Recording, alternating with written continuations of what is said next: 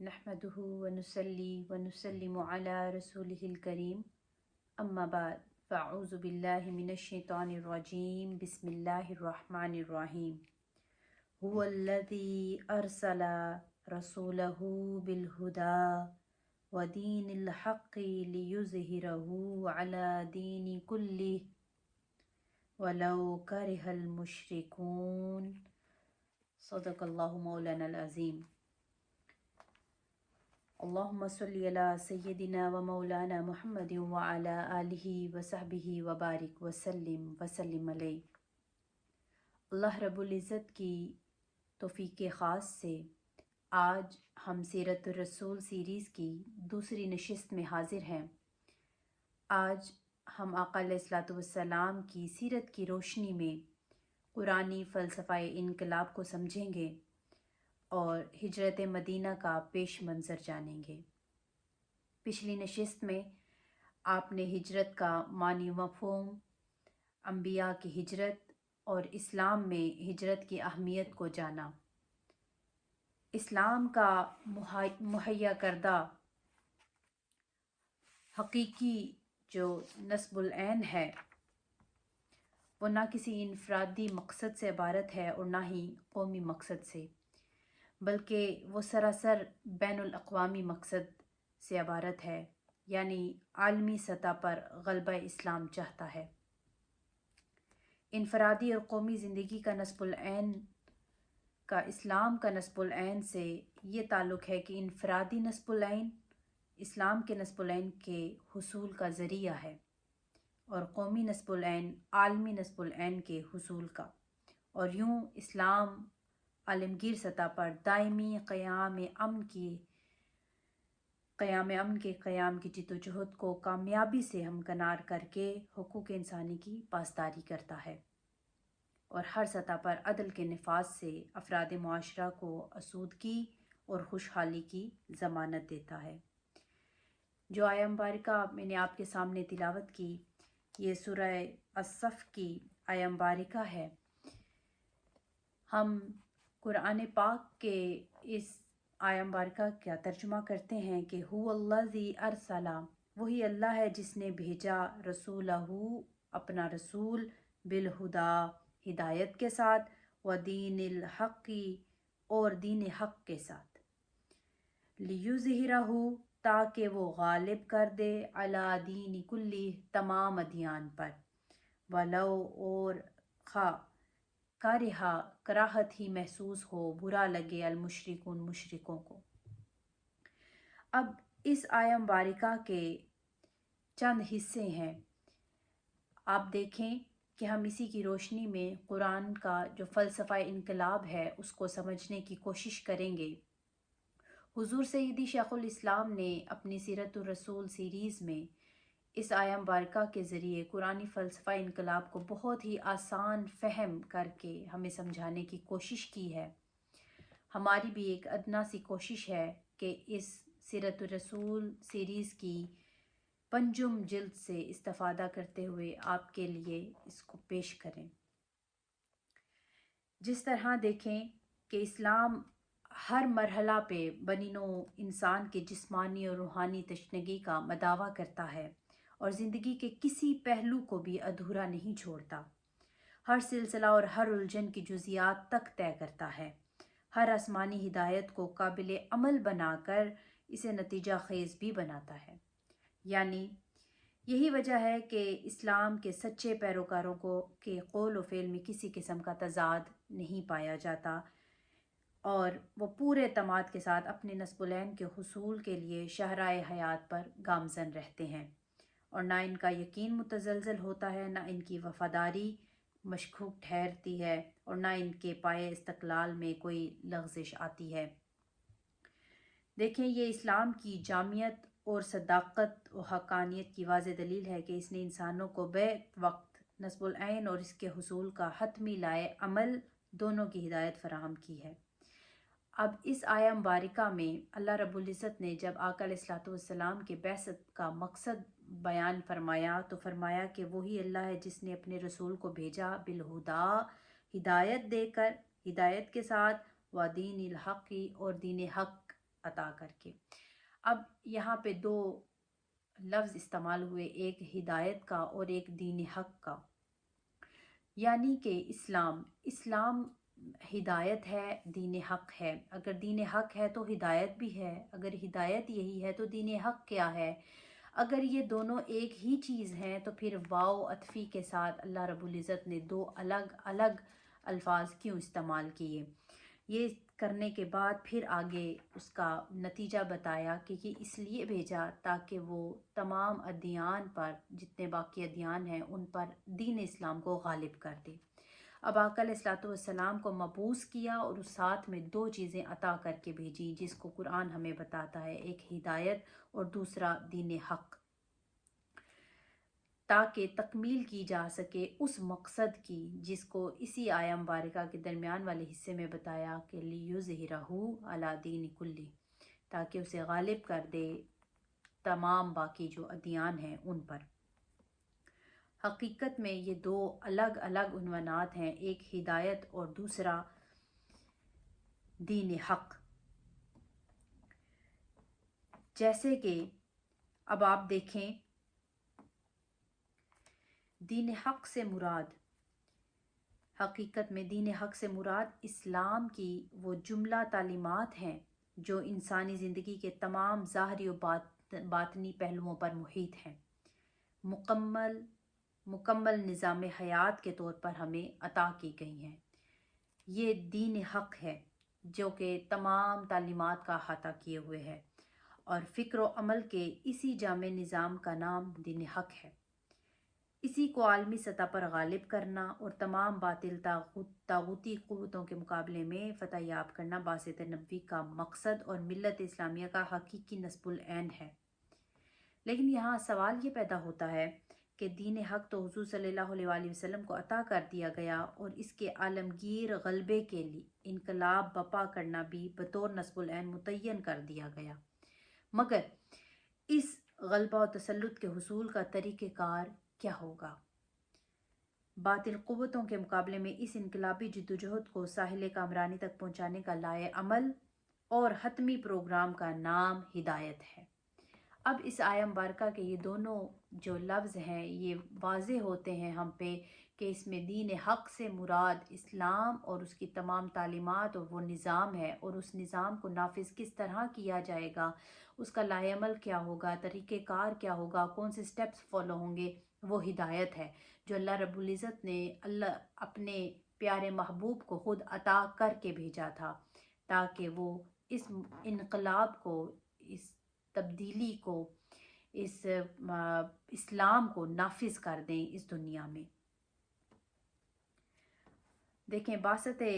نبوی کا مقصد تب ہی پورا ہو سکتا تھا کہ آپ صلی اللہ علیہ وآلہ وسلم کو دین حق کی تعلیمات اور اس کے غلبے کا لائے عمل دونوں چیزیں عطا کی جاتی۔ اگر صرف تعلیمات اسلامی مہیا کر دی جاتی اور انہیں نافذ کرنے کا طریقہ نہ بتایا جاتا تو مقصد بعثت پورا نہ ہوتا۔ حصول نصب العین کی جدوجہد میں اصل کامیابی لائے عمل کی ہدایت پر منحصر ہوتی ہے۔ اس لیے سب سے پہلے الہدا، ہدایت کا لفظ استعمال ہوا،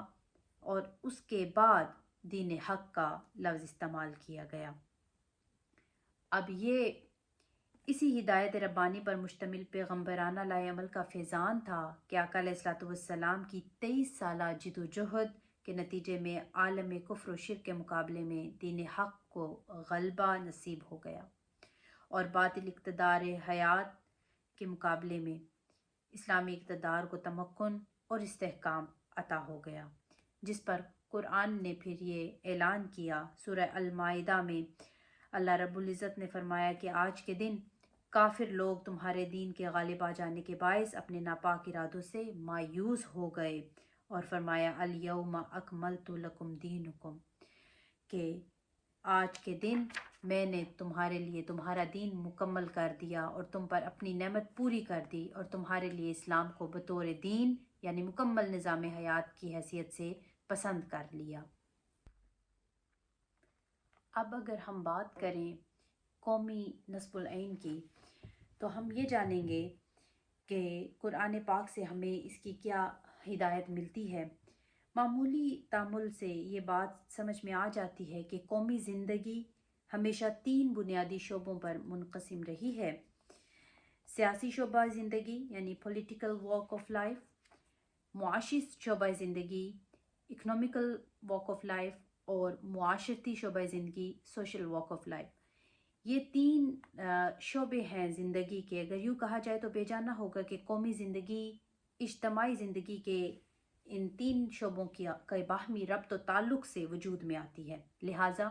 اگر قومی سطح کا نصب العین حاصل کرنے کے لیے کوئی لائحہ عمل مطلوب ہوگا تو اس کے 3 ہی پہلو ہوں گے: لائحہ عمل کا سیاسی پہلو، لائحہ عمل کا معاشی پہلو اور لائحہ عمل کا معاشرتی پہلو۔ اسی طرح قومی زندگی میں انقلاب کے بھی 3 پہلوؤں پر مشتمل ہونا ناگزیر ہے: سیاسی زندگی کا بگاڑ اور اس کی اصلاح، معاشی زندگی کا بگاڑ اور اس کی اصلاح، معاشرتی زندگی کا بگاڑ اور اس کی اصلاح۔ یہ 3 ڈائمینشنز ہیں، 3 شعبے ہیں جن پر بیک وقت کام ہوتا ہے۔ تو کوئی بھی قومی نصب العین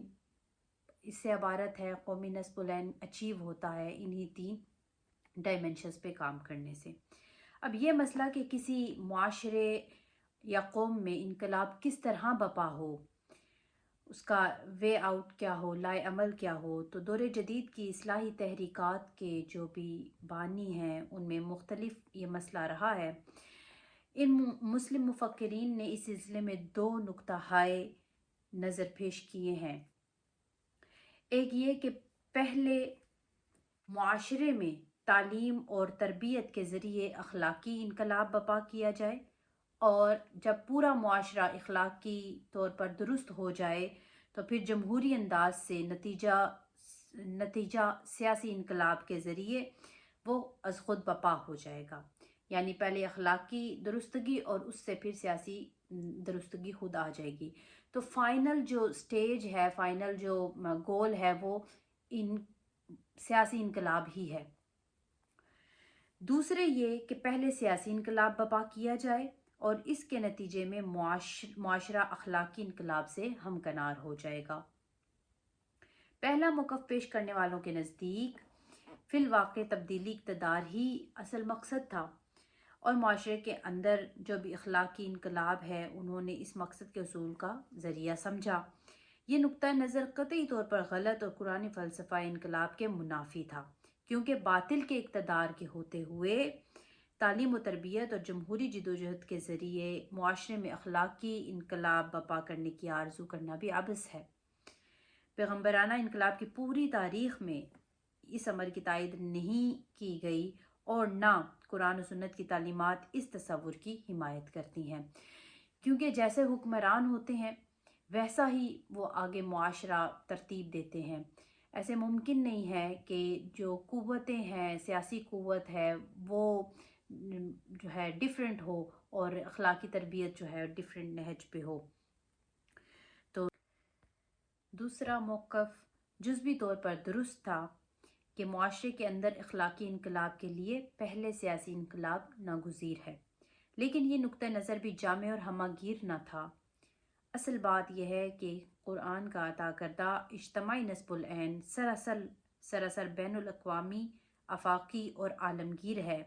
انفرادی و اجتماعی سطح کی اصلاح دراصل اس کو حاصل کرنے کا ذریعہ ہے۔ یہ بات مسلم ہے کہ کامیابی اسی صورت میں ممکن ہے کہ ذریعہ کو مقصود نہ بنایا جائے، اور دوسرا کہ ذریعہ اور مقصود میں فرق واضح ہو۔ اگر یہ دونوں امور واضح نہ ہوں تو یقیناً منزل مقصود حاصل نہیں ہو سکتی، خواہ جدوجہد کتنی ہی مخلصانہ کیوں نہ ہو۔ جس طرح پہلے موقف والوں کے نتیجے میں کہ انہوں نے جو بھی طریقہ اپنایا اس انداز سے جدوجہد کرنے والے شاید اس حقیقت کو فراموش کر چکے ہیں کہ اس سے رد عمل کے طور پر اسلام کے خلاف نفرت، سرکشی، بغاوت جنم لے گی، اور اس کے ذمہ دار وہ خود ہوں گے، اور اس طرح کی جدوجہد سے معاشرے کے اندر صالحین پیدا نہیں کیے جا سکتے۔ اور ہم نے بات کی دوسرا موقف جزوی طور پر درست تھا، لیکن معاملہ یہ تھا کہ وہ ذریعہ ہے مقصد تک پہنچنے کا، تو اگر ذریعہ کو مقصود بنا لیا جائے، مقصد بنا لیا جائے، تو پھر بھی ہم صحیح ڈگر پہ، صحیح راہ پہ نہیں ہوتے۔ تو ان کے پیش نظر ذریعے اور مقصد کا جو امتیازی فرق ہے وہ باقی رہنا ضروری ہے۔ آج انفرادی سطح سے لے کر بین الاقوامی سطح تک ملت اسلامیہ ہماگیر زوال کا شکار ہے، بلکہ زندگی کے ہر شعبے میں انحطاط کی کیفیت روز افزوں ہے۔ آپ دیکھیں کہ ہر طرف اصلاح احوال کی کوششیں بھی ہو رہی ہیں، مختلف تحریکیں ہیں، انفرادی سطح پر، اجتماعی سطح پر کئی لوگ، کئی قائدین کام کر رہے ہیں، بہت سی تنظیمیں ہیں، فکری اور عملی زوال سے مسلمانوں کو نجات دلانے کی کوششوں میں مصروف ہیں، لیکن ناکامی کے سوا کچھ بھی ہاتھ نہیں آ رہا اور حالت دن بدن بگڑتی جا رہی ہے۔ آخر وجہ کیا ہے؟ کیا اسلام کے دامن میں اب ایسی صورتحال کو بدلنے کی کوئی مؤثر تدبیر نہیں رہی، یا ہماری قیادتیں باوجود اس تدبیر کے صرف نظر کیے ہوئے ہیں؟ اگر یہ تسلیم کر لیا جائے کہ اسلام کے پاس ایسی زوال پذیر صورتحال سے نمٹنے کی کوئی نتیجہ خیز تدبیر نہیں ہے، تو پھر مسلمانوں سے کوئی شکوہ باقی نہیں رہتا، کیونکہ قرآن کا مہیا کردہ نظام ہدایت معاذ اللہ ناقص ہو تو مسلمان بیچارے کیا کریں۔ لیکن جتنا بھی صورتحال سامنے ہے، اس سے ہمیں یہی پتہ چلتا ہے کہ کوئی بھی صورت ہو، کوتاہ نظری، کج فہمی اور خطا ہماری ہے، اس میں اسلام کا کوئی بھی قصور نہیں ہے۔ شاعر یوں گویا ہوتا ہے کہ باطل کے اقتدار میں تقویٰ کی آرزو ہے، کیا ہنسی فریب جو کھائے ہوئے ہیں ہم۔ یعنی کہ ہم اگر یہ سوچیں کہ سیاسی اقتدار کے بغیر دین کا استحکام ممکن ہے تو ایسا نہیں ہے۔ قرآن پاک ہماری اس میں رہنمائی کرتا ہے، اور متعدد مقامات پر اللہ رب العزت نے سیاسی غلبے، سیاسی انقلاب، زمین میں خلافت کی بات کی ہے۔ اللہ رب العزت نے ہمیں بے شمار مقامات پر گائیڈ کیا ہے کہ بین الاقوامی سطح پر انقلاب کیسے آئے گا۔ تو یہ جو سورہ النور کی آیہ مبارکہ کا ہلکا سا میں نے ذکر کیا خلافت کے بارے میں، تو اللہ رب العزت نے کہا اللہ نے ایسے لوگوں سے وعدہ فرمایا ہے جو تم میں سے ایمان لائے اور نیک عمل کرتے رہے، وہ ضرور انہی کو زمین میں خلافت یعنی امانت اقتدار کا حق عطا فرمائے گا۔ اب آپ دیکھیں کہ اس آیہ میں صالح مسلمانوں کو زمین میں خلافت یعنی حکومت و سلطنت اور قوت و اقتدار عطا کیے جانے کا ذکر ہے۔ اس کا مقصد بھی یہی بیان کیا گیا کہ اس کے ذریعے دین حق کو استحکام اور مؤثر نفاذ کا ماحول میسر آئے گا۔ تو اب سیاسی غلبہ ضروری ہے دین کے استحکام کے لیے، کیونکہ سیاسی اقتدار کے بغیر دین کا استحکام اور نفاذ ممکن ہی نہیں ہے۔ اس طرح یہ بھی واضح کر دیا کہ سیاسی انقلاب کے بعد ہی معاشرے سے خوف اور غم کی حالت کو بدلا جا سکتا ہے اور اس کی جگہ امن و سلامتی کا ماحول پیدا کیا جا سکتا ہے۔ دین کا تمکن اور استحکام در حقیقت اخلاقی انقلاب ہے، اور معاشرے کا خوف و غم کے محرکات سے نجات پا کر امن اور آتشی کے ماحول سے ہمکنار ہو جانا مطلوبہ سماجی انقلاب ہے۔ یہ اخلاقی اور سماجی انقلاب فی الواقع سیاسی انقلاب کے بعد ہی برپا ہو سکتے ہیں۔ اور اب آپ دیکھیں کہ قرآن مجید میں اس امر کو مزید دو ٹوک انداز میں اللہ رب العزت نے یوں واضح کیا۔ سورہ الحج کی آیات مبارکہ ہیں، اور اللہ رب العزت نے فرمایا اور اگر اللہ انسانی طبقات میں سے بعض کو بعض کے ذریعے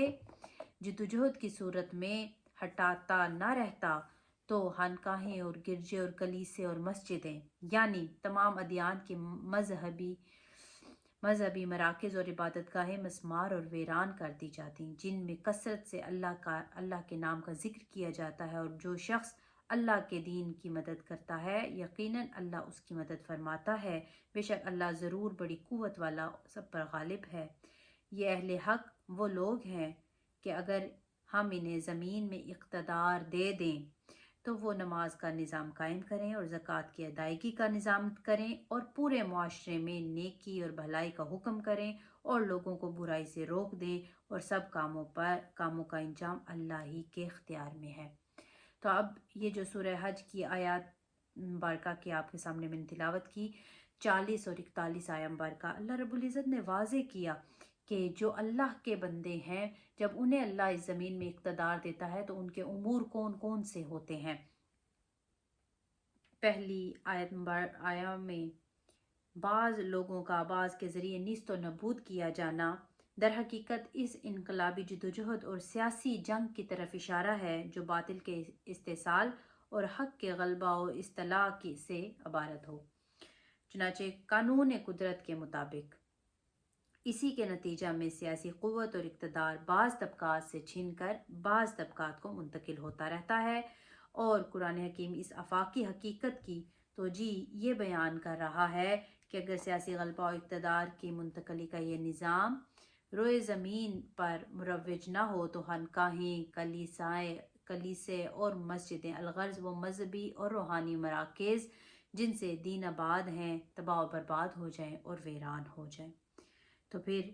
دوسری آیہ میں دیکھیں کہ اسی حقیقت کو دہراتے ہوئے کہا جا رہا ہے کہ اہل حق اگر دین اسلام کے غلبہ اور استحکام کو بحال کرا لیں، یعنی ان کو سیاسی قوت اور اقتدار نصیب ہو جائے، تو پھر بہر صورت نماز اور زکوٰۃ کا نظام برپا ہو جائے گا، نیکی کو فروغ ملے گا، بدی دب جائے گی، اور اس تبدیلی کا نام اخلاقی اور معاشرتی انقلاب ہے جو مقصود جدوجہد ہے، لیکن یہ منزل باقاعدہ منظم سیاسی انقلاب کے بغیر ممکن نہیں ہوتی، حاصل نہیں ہو سکتی۔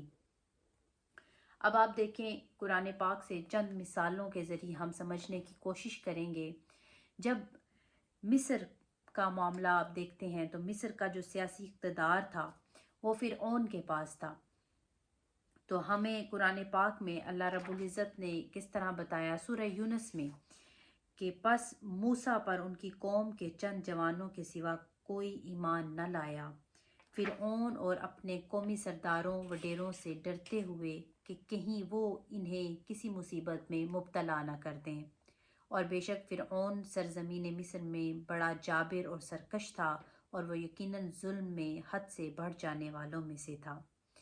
یہ آیہ مبارکہ 83 میں اللہ رب العزت نے بتایا۔ تو اب دیکھیں کہ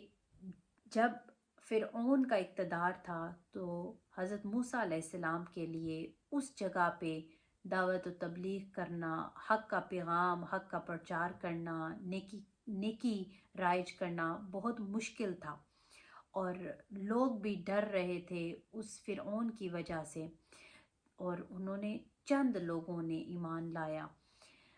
جب اللہ رب العزت نے فرعون سے نجات عطا فرمائی، حضرت موسیٰ علیہ السلام، پھر دیکھیں آپ کس طریقے سے یہ دین پھیلا،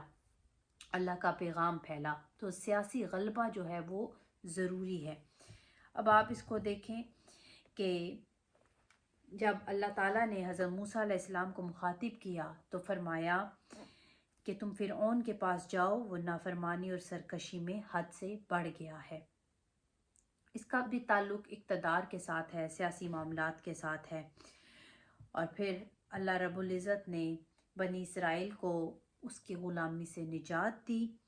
اور اللہ رب العزت نے موسیٰ علیہ السلام کے جو سیاسی آزادی ہے جس کا مطالبہ کیا تھا حضرت موسیٰ علیہ السلام نے، اللہ تعالیٰ نے وہ انہیں عطا فرمائی۔ اور وہ طریقہ کیا تھا جس سے عطا فرمائی کہ حضرت موسیٰ علیہ السلام نے قومی آزادی کا جو مطالبہ کیا تھا اس کے لیے انہوں نے ہجرت کی تھی۔ تمام انبیاء نے اپنے اپنے دور میں جب بھی ضرورت پڑی ہجرت کی، اور ہجرت میں برکت ہے۔ پھر جب آپ پڑھتے ہیں قرآن مجید میں سورہ یوسف میں حضرت یوسف علیہ السلام کا قصہ، تو حضرت یوسف علیہ السلام کی نسبت جو مذکور ہے کہ انہوں نے فرعون مصر کے دربار میں کیا معتمد اور معزز تسلیم ہو جانے کے بعد یہ مطالبہ کیا کہ مجھے زمین میں تصرف اور اقتدار دیا جائے۔ ہر نبی نے، کیونکہ انہیں معلوم تھا کہ اس کا طریقہ کار یہی ہے، تو قرآن کا جو فلسفہ انقلاب ہے وہ ہمیں یہی سکھاتا ہے کہ کس طریقے سے انقلاب تبدیلی ممکن ہے، کس طریقے سے غلبہ ممکن ہے۔ تو اللہ رب العزت نے یوں بیان کیا سورہ یوسف آیت نمبر 55 اور 56 میں، یوسف نے فرمایا اگر تم نے واقعی مجھ سے کوئی خاص کام لینا ہے، مجھے سرزمین مصر کے خزانوں پر وزیر اور امین مقرر کر دو، بے شک میں ان کی خوب حفاظت کرنے والا اور اقتصادی امور کا خوب جاننے والا ہوں۔ اور اس طرح ہم نے یوسف کو مصر میں اقتدار بخشا تاکہ اس میں جہاں جہاں چاہیں رہیں، ہم جسے چاہتے ہیں اپنی رحمت سے سرفراز فرماتے ہیں اور نیکوکاروں کا اجر ضائع نہیں کرتے۔ اب دیکھیں حضرت یوسف علیہ السلام کا پیغمبر ہو کر سیاسی قوت اور اقتدار کو طلب کرنا اور منصب حکومت پر فائز ہونا اس امر پر دلالت کرتا ہے کہ اس ذریعہ کو اپنائے بغیر ان کا مقصد بعثت پورا نہیں ہو سکتا۔ حضرت یوسف علیہ السلام وہ کسی قسم کی جاہ و حشمت اور عہدہ منصب کے خواہش مند نہیں تھے، اور نہ ہی یہ سیاسی اقتدار مقصود بذات تھا۔ اور دیکھیں حضور نبی اکرم صلی اللہ علیہ وآلہ وسلم کو خود اللہ رب العزت نے یہ دعا کرنے کی تلقین کی گئی۔ سورہ بنی اسرائیل آیت نمبر 80 میں اللہ رب العزت نے فرمایا کہ اور آپ اپنے رب کے حضور یہ عرض کرتے رہیں، اے میرے رب مجھے سچائی خوشنودی کے ساتھ داخل فرما جہاں بھی داخل فرمانا ہو، اور مجھے سچائی خوشنودی کے ساتھ باہر لے آ جہاں سے بھی لانا ہو، اور مجھے اپنی جانب سے مددگار غلبہ و قوت عطا فرما دے۔ باری تعالیٰ کی طرف سے یہ نبی کریم صلی اللہ علیہ وآلہ وسلم کو جو دعا سکھائی گئی، اس حقیقت کی غمازی کرتی ہے کہ غلبہ حق کا وہ عالمگیر مشن جو حضور نبی اکرم صلی اللہ علیہ وسلم کو مقصد بعثت کے طور پہ عطا کیا گیا تھا، ایک ہماگیر سیاسی انقلاب اور اس کے نتیجے میں ایک مؤثر سیاسی اقتدار کی تائید اور حمایت کے بغیر تکمیل پذیر نہیں ہو سکتا تھا۔ اس لیے آپ صلی اللہ علیہ وسلم نے اس امر کی دعا فرمائی اور اسی راستے پر جد و جہد جاری رکھی، حتیٰ کہ مدینے کی اسلامی ریاست کے قیام اور آپ کی سربراہی عالم کفر کے مقابلے میں اسلام کی سیاسی فتوحات کے ذریعے وہ جد و جہد اپنے تمام کو پہنچی۔ اب آپ دیکھیں، اور ان دعائیہ کلمات کے بعد یہ اعلان کیا گیا کہ وَقُلْ جَاءَ الْحَقُّ وَزَهَقَ الْبَاطِلُ ان الباطل کان زہوقا، اور فرما دیجئے کہ حق آ گیا اور باطل بھاگ گیا، بے شک باطل نے زائل و نابود ہی ہو جانا تھا، ہی ہو جانا ہے۔ تو اب معلوم یہ ہوا کہ تمام انبیاء کا جو مقصود رہا ہے، جو طریقہ کار رہا ہے، جو لائے عمل جو انہوں نے جس کے ذریعے انقلاب کو حاصل کیا، اور وہ جس کو کہتے ہیں کہ بین الاقوامی نصب العین، عالمی سطح پر غلبہ اسلام کیا، غلبہ دین حق کیا، وہ طریقہ کار وہ لائے عمل یہی تھا جو قرآن پاک سے ہمیں معلوم ہوا ہے۔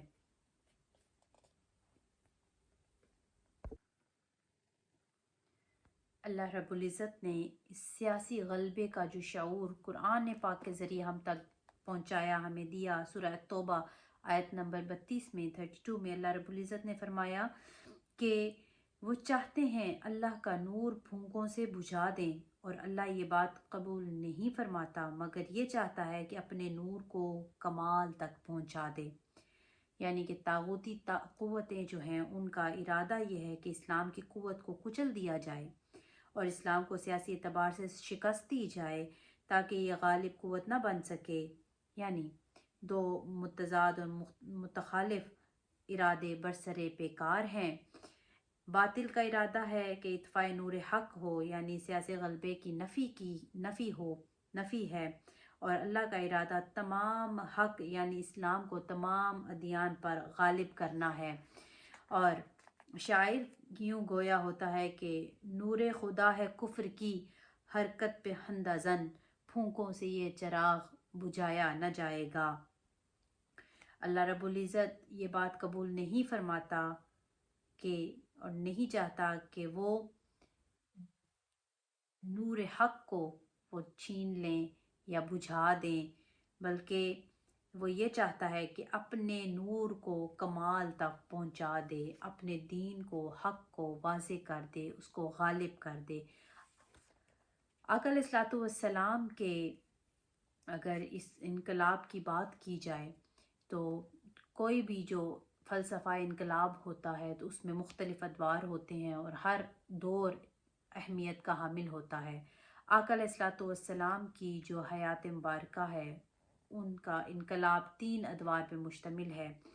دور قبل از انقلاب جو ہے وہ مکی دور ہے، اور دور انقلاب مدنی دور ہے، اور جو دور ما بعد انقلاب ہے وہ خلافت راشدہ والا دور ہے۔ جب دیکھیں خود آقا علیہ الصلوۃ والسلام کی جو زندگی ہے، اب دور ما قبل انقلاب یعنی کہ مکی دور کی ہم بات کریں تو یہ انقلاب کی تیاری کا دور ہے، جب مکہ مکرمہ کے سازگار ماحول میں انقلابیوں کو تیار کیا گیا تاکہ وہ دور انقلاب اور ما بعد دور انقلاب کے لیے اور ان کی آنے والی سختیوں کو جھیلنے کے قابل ہو جائیں۔ یہ 13 سالہ دور آپ صلی اللہ علیہ وآلہ وسلم کی 40 سے 53 سالہ زندگی پر مشتمل ہے۔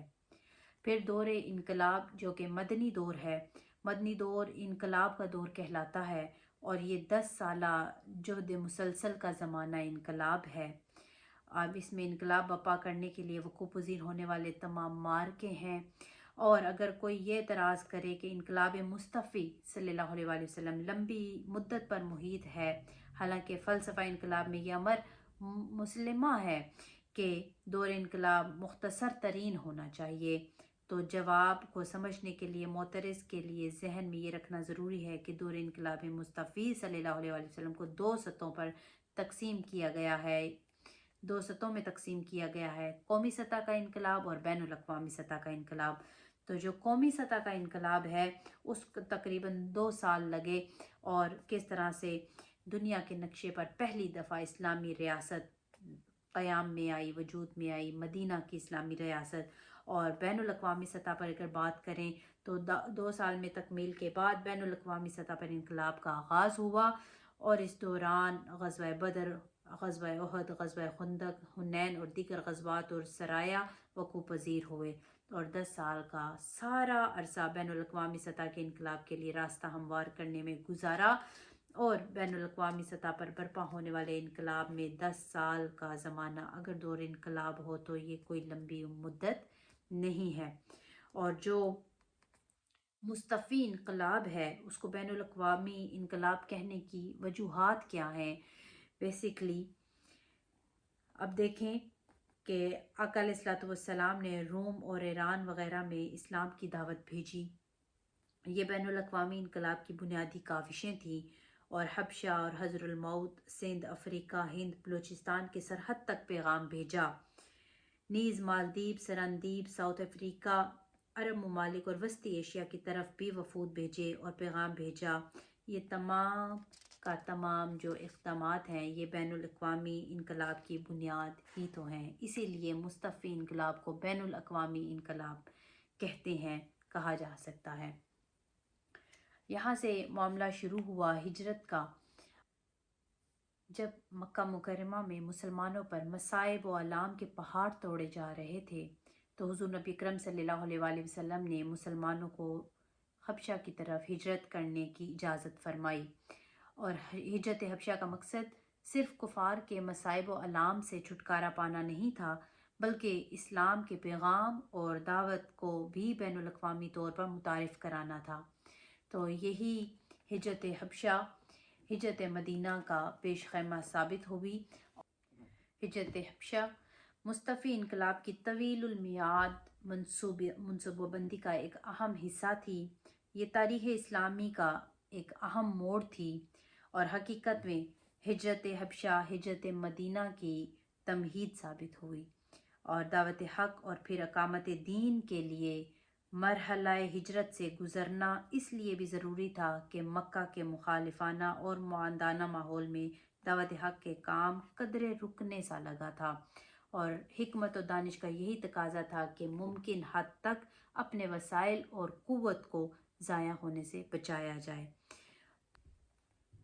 بلا شبہ ہجرت حبشہ پیغمبرانہ دانش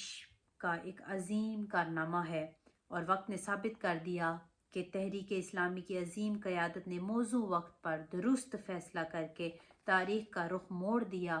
کہ مستقبل قریب میں ایک عظیم انقلاب اپنی تمام تر رحمتوں اور برکتوں کے ساتھ اولاد آدم کا مقدر بنا۔